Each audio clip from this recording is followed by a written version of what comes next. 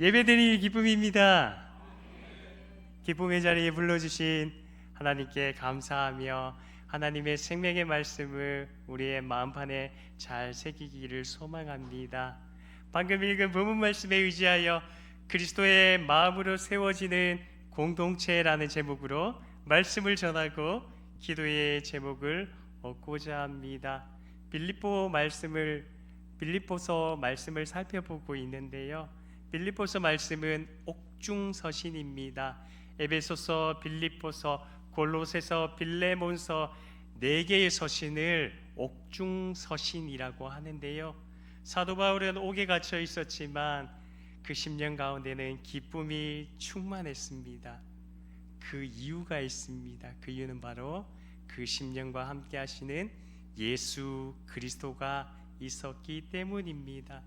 그래서 고난 가운데 동참하고 고난 가운데 기뻐하라라고 빌립보 교회를 향하여서 권면의 말씀을 전하고 있는데요. 고난에 대한 두려운 마음, 불안한 마음 누구나 있습니다. 하지만 성도들의 신앙을 갉아먹는 독충과도 같습니다. 우리는 고난에 두려워하거나 염려할 필요가 없습니다. 우리와 함께 하시는 예수 그리스도가 계시기 때문입니다. 그래서인지 사도 바울은 1장을 마무리하면서 신앙을 지키기 위해서 동반되는 고난은 박해하는 자들에게는 멸망의 증거가 되고 박해를 받는 우리에게는 구원의 증거가 된다라고 말씀하고 있는데요. 그리스도를 통하여서 하나님께서 주신 그 은혜는 그리스도를 통한 믿음뿐만 아니라 그리스도를 위하여서 함께 받는 고난도 주셨다라는 사실입니다. 오늘 말씀을 통하여서 우리에게 생명을 주신 하나님의 사랑에 감사하며 그리스도의 마음을 배우고 그리스도의 마음을 우리 심령 가운데 잘 품는 시간 되기를 주님의 이름으로 축복합니다. 사도 바울은 교회의 하나됨을 강조하고 있는데요. 좀 더 구체적으로 성도들 간의 일치와 연합에 대해서 말씀하고 있습니다. 그러면서 4가지 마음을 우리에게 알려주고 있는데요. 결론적으로 말씀드리자면 같은 사랑의 마음, 한 뜻 한 마음, 겸손한 마음, 남의 유익을 도모하는 마음, 이 4가지 마음을 우리에게 알려주고 있습니다. 지혜의 왕 솔로몬은 잠언 4장 23절 말씀을 통하여서 마음의 중요성에 대해서 강조하고 있는데요. 제가 이 말씀 읽어드리도록 하겠습니다. 모든 지킬 만한 것 중에 더욱 내 마음을 지키라. 생명의 근원이 이에서 남이니라. 아멘. 세번역 성경은 이렇게 기록되어 있습니다. 그 무엇보다도 너는 내 마음을 지키라. 그 마음이 바로 생명의 근원이기 때문이다. 아멘. 우리의 마음을 잘 지키는 이유가 있습니다. 우리의 마음이 생명의 근원이다라고 솔로몬 왕은 우리에게 말씀해 주고 있습니다. 사도 바울은 2장을 시작하면서 빌립보 교회 성도들을 향하여서 질문을 던지고 있는데요. 1절 말씀입니다. 1절 말씀 제가 읽어드리도록 하겠습니다. 그러므로 그리스도 안에 무슨 권면이나 사랑에 무슨 위로나 성령의 무슨 교제나 긍휼이나 자비가 있거든. 아멘. 이 말은 다시 풀어드리자면 그리스도를 믿는 것이 여러분에게는 힘이 되고 있습니까? 라는 질문입니다. 또한 그리스도를 안에서 여러분은 서로 격려하고 권면하고 있나요? 라고 질문합니다. 그리스도의 사랑으로 위로할 뿐만 아니라 한 성령 안에서 여러분들은 교제하고 긍휼의 마음으로 지체들을 바라보고 있습니까? 동정을 베풀고 있습니까? 라고 사도 바울은 빌립보 교회 성도들을 향하여서 질문을 던지고 있습니다. 교회 공동체에서 연합을 강조하는 그 성품 마음에 대해서 우리에게 알려주고 있는데요. 그 마음은 바로 서로 격려하고 서로 위로할 뿐만 아니라 한 성경 안에서 교제하고 상대방을 온유함으로 대하는 것이 바람직하다라고 말씀하고 있습니다. 그러면서 믿음의 실천에 대해서 강조하고 있는데요. 그 강조점은 2절에서 잘 나타나고 있습니다. 성도들이 한 그리스도 사랑 안에서 마음을 합하는 것임을 우리에게 알려주고 있습니다. 이러한 모습으로 세워질 때 6가지 덕목, 1절에서 말하고 있는 권면과 사랑과 위로와 교제와 긍휼과 자비의 마음으로 한 공동체를 세워나갈 수 있다라고 말씀하고 있습니다. 빌립보 교회 성도들에게는 예수 그리스도를 향한 믿음의 근거가 있었습니다. 그뿐만 아니라 사랑 안에서 서로 위로하고 격려하고 있었습니다.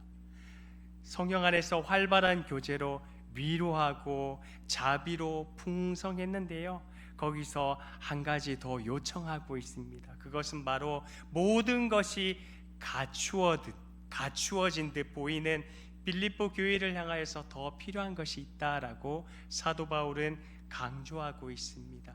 그것은 바로 그리스도의 사랑의 마음임을 밝히고 있습니다. 우리가 아직 살펴보지는 않았지만 빌립보 4장 말씀에 보시면 유오디아와 순두개의 다툼과 분쟁이 있었다는 사실을 우리는 기록된 성경을 통해서 알 수 있는데요, 그렇다면 성도들이 어떻게 하면 한 마음을 품을 수 있을까요? 4가지 방법을 우리에게 제시해 주고 있습니다. 바울은 2절부터 4절 말씀을 통하여서 한 성령 안에서 연합하는 삶이 구체적으로 어떻게 나타나야 되는지 우리에게 알려주고 있는데요, 바울이 말하고 있는 4가지의 모습, 4가지의 마음은 2절과 4절 말씀을 통하여서 우리에게 알려주고 있습니다. 2절 말씀 다 같이 한 목소리로 함께 보도록 하겠습니다. 함께 봅니다.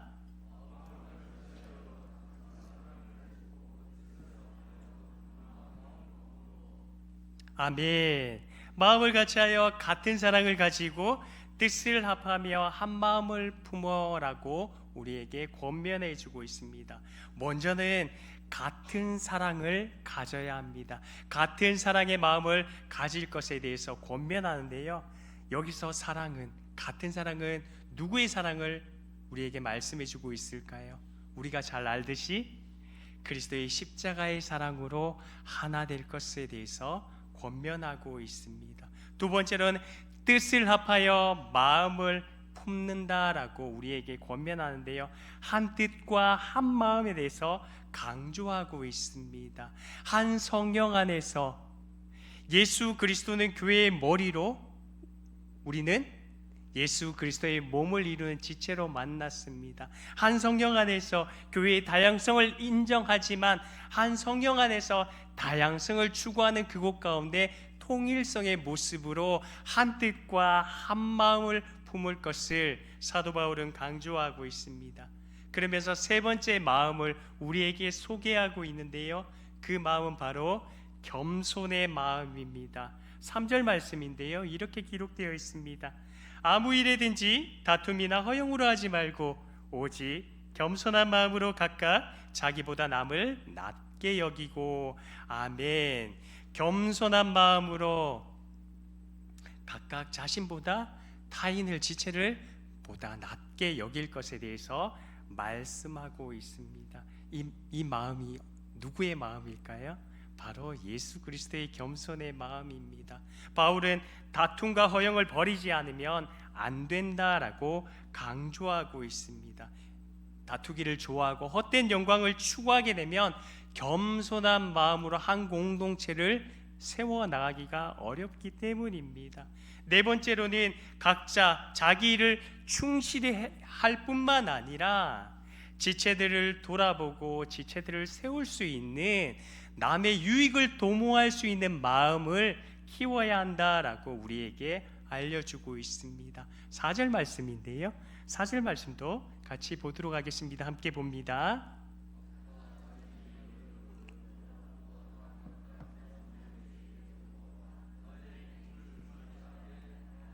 아멘.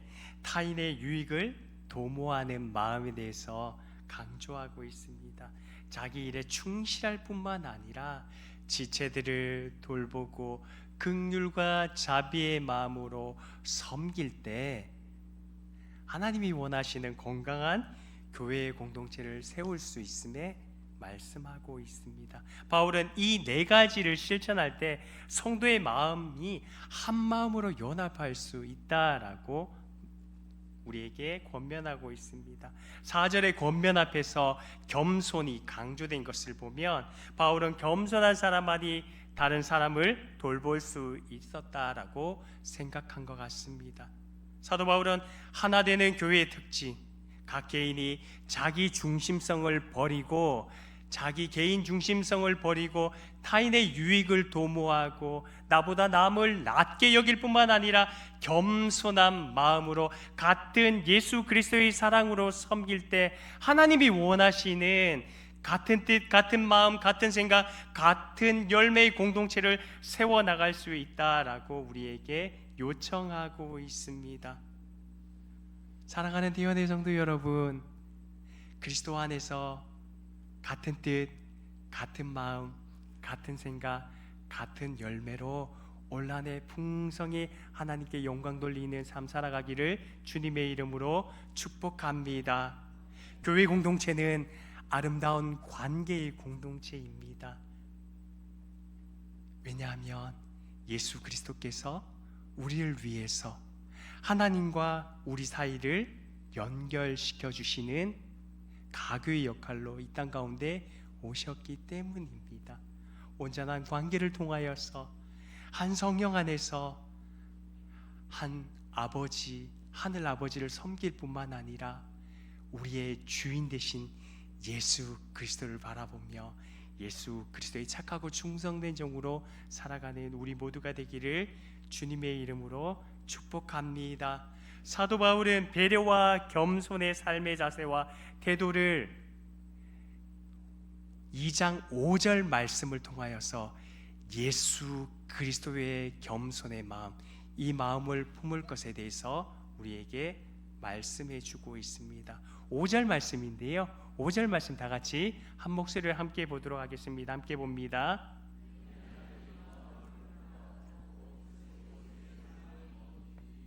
아멘. 너희 안에 이 마음을 품으라 곧 그리스도 예수의 마음이니. 아멘. 교회 공동체가 같은 뜻, 같은 마음, 같은 생각, 같은 열매를 맺기 위한 유일한 방법에 대해서 제시하고 있습니다. 그것은 바로 우리의 삶의 주인 되시는 예수 그리스도의 마음을 품고 우리가 살아가는 것입니다. 바울은 예수 그리스도의 삶 가운데 비하와 영화의 도식을 설명하면서 예수 그리스도의 마음을 품을 것에 대해서 말씀해 주고 있습니다. 성도는 예수 그리스도를 닮아야 합니다. 하나님의 형상과 모양으로 회복될 뿐만 아니라 예수 그리스도의 인격과 성품을 갖춘 자로 이 땅을 살아가야 합니다. 기독교에서 그리스도를 닮아가는 그러한 과정을 성화의 과정이라고 하는데요, 예수님은 우리의 인생의 이유와 목적이 되시는 분입니다. 바울은 신앙의 본이 되시는 예수 그리스도, 그분의 마음을 온전히 품을 것에 대해서 말씀하고 있습니다. 그러면서 우리에게 예수 그리스도의 내려놓음, 낮아지심, 죽기까지 복종하신 그 마음을 다시금 가지라고 우리에게 권면의 말씀을 전하고 있습니다. 6절 말씀인데요, 제가 읽어드리도록 하겠습니다. 그는 근본 하나님의 본체시나 하나님과 동등됨을 취할 것으로 여기지 아니하시고. 아멘. 그리스도의 낮아지심에 대해서 우리에게 소개해 주고 있는데요, 낮아지심은 본래 주님이 우리의 창조주이며 주권자라는 사실을 전제로 하고 있습니다.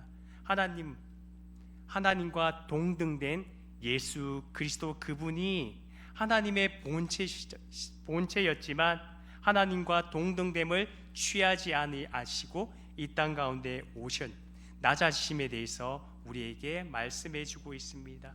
그리스도는 성육신하기 이전에 하나님과의 동등한 신분을 갖고 계셨던 분입니다. 하지만 자신의 신적 신분을 내려놓으시고 스스로 자신을 낮추셨습니다. 신학적인 용어로 자기 비하라고 말씀하고 있는데요. 그러면서 예수 그리스도 그분이 하신 일에 대해서 7절과 8절 말씀을 통하여서 한 번 더 소개해 주고 있는데요. 7절과 8절 말씀 한 절씩 교독하도록 하겠습니다. 제가 먼저 7절 말씀 봅니다. 오히려 자기를 비워 종의 형체를 가지사 사람들과 같이 되셨고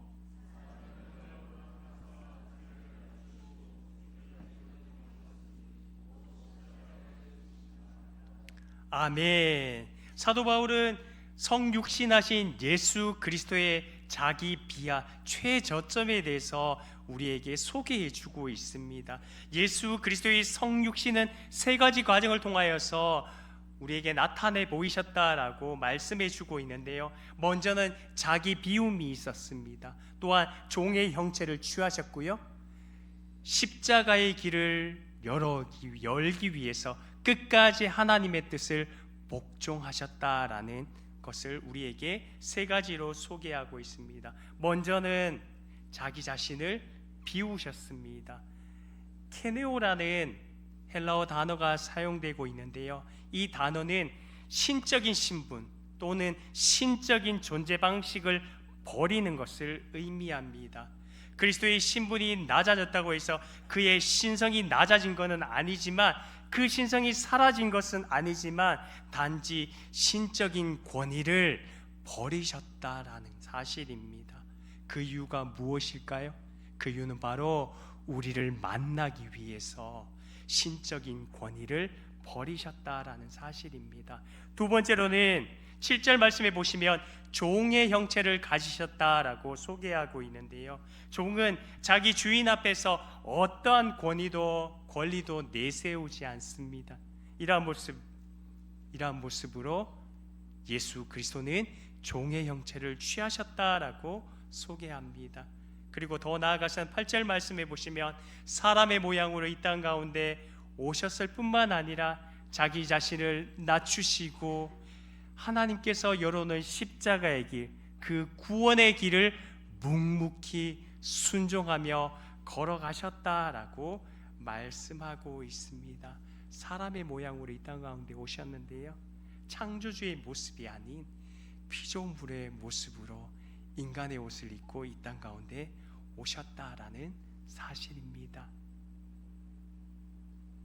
하지만 한 가지 특징이 있습니다. 이 땅 가운데 인간의 몸을 오셨지만 죄가 전혀 없으신 하나님의 대속의 어린 양으로 이 땅 가운데 우리를 품으시기 위해서 오셨다라는 사실입니다. 주님의 겸손은 십자가의 죽으심에서 최고조의 정점을 찍는데요, 그것이 바로 8절 말씀 하반절에 기록된 자기 자신을 낮추시고 죽기까지 십자가의 길을 걸어가시고 순종하셨으며 십자가에서 죽으셨다라고 사도 바울은 소개하고 있습니다. 이처럼 그리스도의 비하는 구원을 위한 필수 조건이 됩니다. 그것을 가능하게 한 이유가 있습니다. 그것은 바로 복종 없이, 비하 없이는 불가능했고, 예수 그리스도 그분이 이 땅 가운데 인간의 몸을 취하지 않고는 이러한 하나님의 구원 계획을 성취할 수 없었다라는 사실입니다. 성부 하나님께서는 그리스도의 자기 비하를 너무나도 잘 아셨기에 이렇게 십자가의 길을 걸어가신 예수 그리스도를 십자가에서 죽이셨지만 결국 3일 만에 부활시키셔서 하늘의 보좌 우편에 올리셨다라는 사실입니다.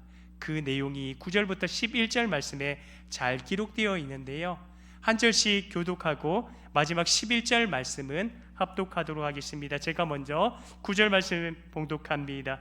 이러므로 하나님이 그를 지극히 높여 모든 이름 위에 뛰어난 이름을 주사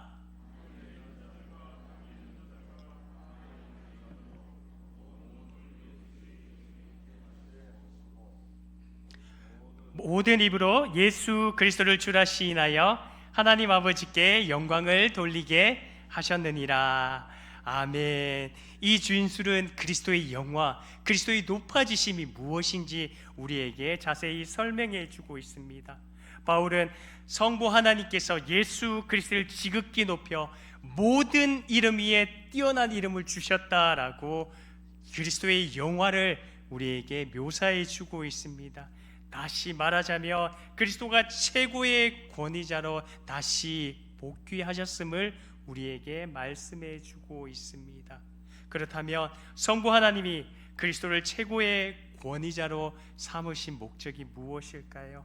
10절 말씀은 이렇게 기록되어 있습니다. 제가 읽어드리겠습니다. 하늘에 있는 자들과 땅에 있는 자들과 땅 안에 있는 자들로 모든 무릎을 예수의 이름에 꿇게 하시고 아멘. 천지간의 모든 존재들, 하나님께서 창조하신 모든 피조물들이 그리스도께 무릎 꿇고 그리스도의 영광을 찬양하기 위해서 하나님께서 예수 그리스도를 영화의 자리로 옮기셨다라고 소개하고 있습니다. 하늘에 있는 천사도 땅에 있는 인간들도 세상 공중 권세에 잡은 그 모든 자들도 십자가의 승리를 허락해 주신 하나님의 어린 양 예수 그리스도를 향하여서 무릎 꿇고 그 영광을 선포하고 찬양하기 위함이다라고 사도 바울은 소개하고 있습니다.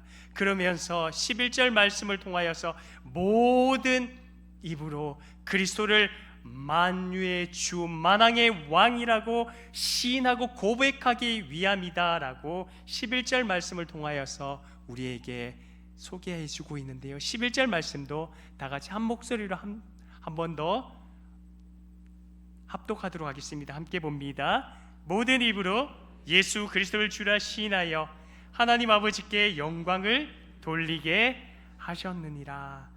아멘. 우리가 믿는 그리스도는 만유의 주가 되십니다. 우리 성도님들 믿으십니까? 만왕의 왕이 되시는 예수 그리스도, 그분만이 온 우주적 통치자이시며 우리의 모든 찬송과 존귀와 영광을 받으시기에 합당한 분이심을 기억하셨으면 합니다. 예수님은 하나님의 본체셨지만 그분과 동등됨을 취하지 않으시고 죄인된 우리를 만나기 위해서 종의 형체를 취하실 뿐만 아니라 인간의 몸으로 낮고 낮은 그곳에 말구유에 태어나셨다라는 사실입니다. 그뿐만 아니라 한 걸음 더 나아갑니다. 하나님과 단절된 그 가교 역할을 하기 위해서 성부 하나님께서 열어놓으신 십자가 구원의 길을 묵묵히 걸어가셨습니다. 그 고난의 길, 아픔의 길, 고통의 길이었지만 하나님께서 열어놓으신 구원의 길, 단 하나의 길, 생명의 길을 끝까지 가셨다라는 사실입니다. 이것을 알았기에 사도 바울도 그리스도의 고난에 동참하며 빌립보 교회의 성도들 향하여서 권면하고 있습니다. 자기를 부인하고 자기 십자가를 지고 예수 그리스도를 묵묵히 따라가는 것이 그리스도의 고난에 동참하는 것이며 고난 뒤에 있을 하나님의 영광을 바라보는 것이다 라고 빌립보 성도들을 향하여서 강력하게 권면하고 있습니다. 사랑하는 대원의 성도 여러분, 기억하셨으면 좋겠습니다. 교회의 공동체 안에 작은 자는 없습니다. 그뿐만 아니라 우리는 그리스도 안에서 같은 뜻, 같은 마음, 같은 생각, 같은 열매를 추구하기 위해서 하나님께서 우리를 미리 선택해 주시고 부르셨다라는 사실입니다. 성도들은 어떠한 처지와 환경과 고난 가운데 있을지라도 주님께서 나와 함께 하신다는 사실을 기억하셔야 합니다. 사도 바울은 우리에게 예수 그리스도의 마음을 소개하고 있습니다. 그 마음은 겸손의 마음이었습니다. 우리를 섬기기 위해서 이 땅 가운데 오신 그 마음이었습니다. 마지막으로 말씀 한 절 보고 말씀을 마무리하도록 하겠습니다. 예수님이 이 땅 가운데 오신 삶의 이유와 목적에 대해서 제자들에게 강조하신 말씀인데요, 우리 성도님들이 너무나도 잘 아는 말씀이기도 합니다. 마가복음 10장 45절 말씀인데요, 제가 읽어드리도록 하겠습니다. 인자가 무슨 섬김을 받으려 함이 아니라 도리어 섬기려 하고 자기 목숨을 많은 사람의 대속물로 주려 함이니라. 아멘. 주님은 제자들에게 말씀합니다. 나는 섬김을 받으러 온 것이 아니다. 섬기려 왔다. 많은 사람들의 죄값을 치르기 위해서 내 생명마저도 너희에게 주기 위해서, 너희를 만나기 위해서 이 땅 가운데 왔다라고 제자들 향하여서 주신 말씀입니다. 주님의 마음을 품는 태연의 모든 성도님들 되시기를 주님의 이름으로 축복합니다.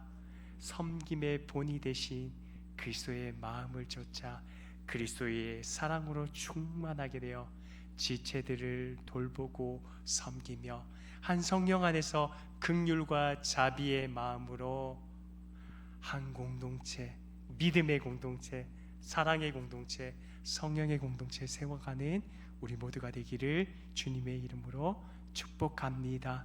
기도하겠습니다.